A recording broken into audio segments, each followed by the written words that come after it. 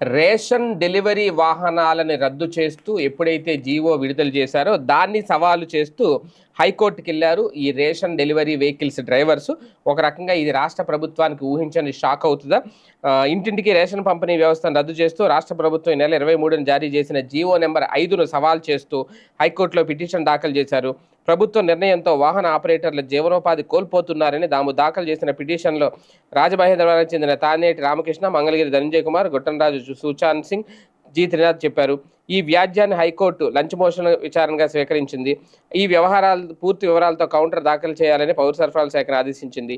వ్యాజ్యంలో ప్రతివాదులుగా ఉన్న పౌర సరఫరాల శాఖ ముఖ్య కార్యదర్శి, కమిషనర్, పౌర సరఫరాల కార్పొరేషన్ ఎండీ తదితరులకు నోటీసులు జారీ చేసింది. తదుపరి విచారణ 4 వారాలు వాయిదా వేసింది. ఈ మేరకు హైకోర్టు న్యాయమూర్తి జస్టిస్ చల్లా గుణరంజన్ ఉత్తర్వులు ఇచ్చారు. అయితే ఇక్కడ వాయిదా అయితే పడింది.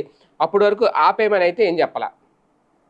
సో అప్పటి వరకు ఆపేయమని చెప్పలేదు కాబట్టి ఈ లోపల పంపిణీ అయితే జరిగిపోతుంది. మరి అప్పుడు మళ్ళీ కోర్టు ఏమన్నా తీర్పిస్తే మళ్ళీ వెనక్కిస్తారా వాళ్ళకి ఏంటనేది చూడాలి. ఏదేమైనా ప్రభుత్వానికి అయితే నోటీసులు ఇచ్చింది.